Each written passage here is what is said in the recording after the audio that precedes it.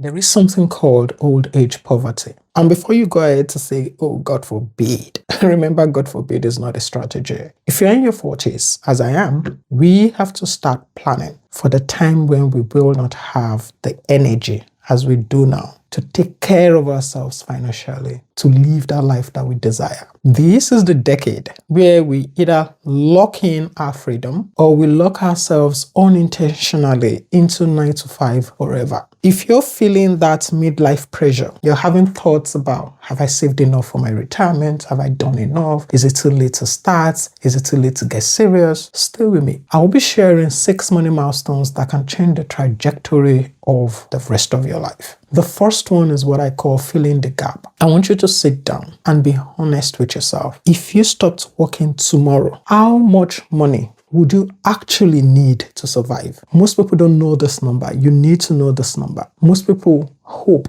that it would all work out, when that time comes. Hope is not a plan. You have to calculate this number. Let's say you need 3,000 a month to live comfortably. That's your baseline. Now look at your current investments. If your current investments can only generate £500 a month, you already know there is work to do. And if you don't have investment that is generating anything, you have a lot of work to do. And this is not just about covering 1 month. This is about covering years. The period when you stop working actively. For example, if you stop working at 50 and you expect to live until 90, that's 40 years. The math is simple. 40 years times 12 months times your monthly living costs. And this is what I call the survival number. You need to know that number. And that number is not to scare you. It's meant to give you some clarity. And I believe once you know the gap, you can stop guessing and you can start consciously filling that gap. I have a calculator that you can use to get to this number. If you comment calculator, I'll send this to you. Number 2, you cannot fill the gap if you're carrying heavy, high interest debt. I read something at a time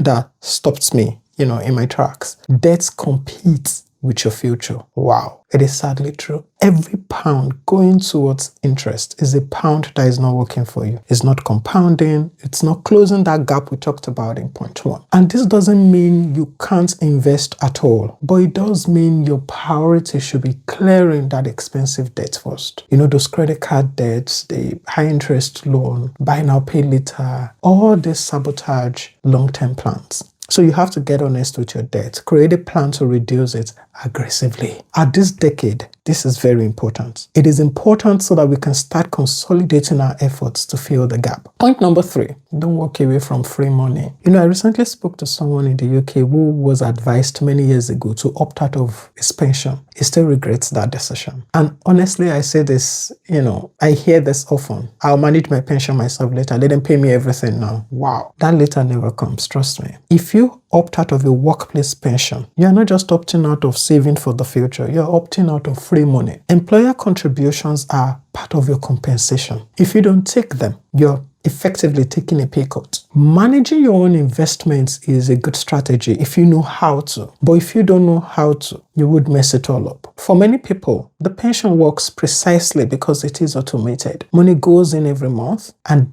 discipline is removed from the equation. And then time does what it does best. With compounding, your money continues to grow for you. If you have access to an employer pension match, think very carefully before opting out of that. That's free money. If your employer says, if you put X percentage or if you max it to a certain percentage, I would match it. Please take it. Don't walk away from this free gift. That's how I say it. Number 4, you cannot be at this age, one paycheck away from panic and anxiety. If missing one paycheck will send you into anxiety, you cannot ignore that warning sign. It's a warning sign. It's not just about the money, you're being financially exposed. Living one paycheck away from crisis means that you have no buffer.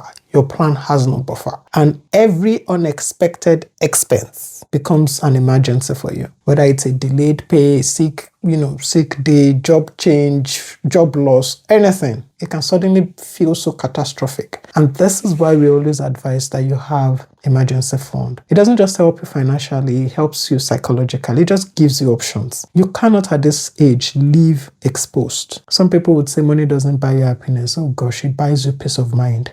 Build a buffer before you try to build wealth. Even if it is 1 month of expense, start from there, then walk towards 3, then walk towards 6 if you can. Number 5, you need protection. This is the part of adulting.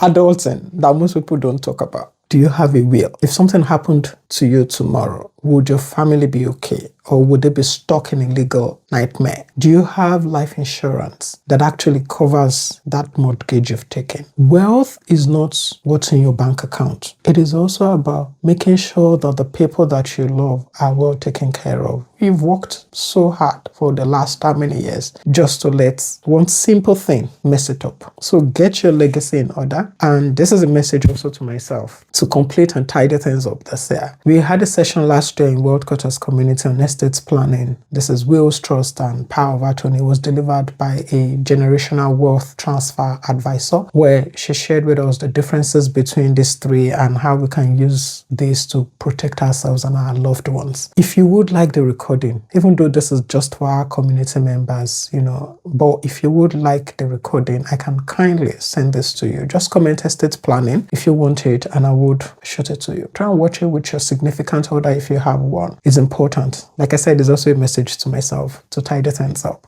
Number 6, build multiple sources of income. Your 40s are not the decade to rely on a single source of income. By this stage of life, you've built skills, you've built experience, you have networks, you have perspective. It is time to leverage them. Depending on just one paycheck is risky. No matter how stable your job feels, it is risky. Things change, industries shift. Even our energy levels can change. This is the decade where we have to map out alternatives. And this can be from dividend income, it can be profit from business, it can be rental income, it can be anything. And you can start looking at, consulting, side business, digital products, income producing assets, largely. And don't overwhelm yourself. Start small, but start deliberately, intentionally. The more income streams you build now, the less pressure you carry into your 50s and even beyond. And this also helps you to fill that gap we talked about in point 1. And finally, which I believe is also the most important, is that you have to take care of yourself. You see, wealth is not just about money, it's about health. I see people in their 40s burnt out. They've neglected their health, tired, they're stressed. You can have all the money in the world, but if you don't have your health, you can't enjoy it. So please, buy better meals, better food, work out, exercise. Even taking time to rest is a wealth move, trust me. You want to be healthy enough to actually spend the money that you have worked so hard to save. Okay, so I know all this sounds like a lot of pressure, maybe, but I want to say that you don't have to do it all at once. You can take it one step at a time. We have members in World Quarters, for example, that are in their 40s and 50s, and at some point they also felt they were starting late. But I tell them, with the right system, with the right community, everything can change. You can start investing, you can start making smart decisions, you can start learning how best to make this decade a better year, a better one for you. I'll leave the link to World Quarters in the description box. Feel free to check it out. If it's something that you would like to be part of, by all means join us, and I'll see you at your onboarding call. If you love this video, you will love my video on 7 ways to escape that trap. And I'll see you there.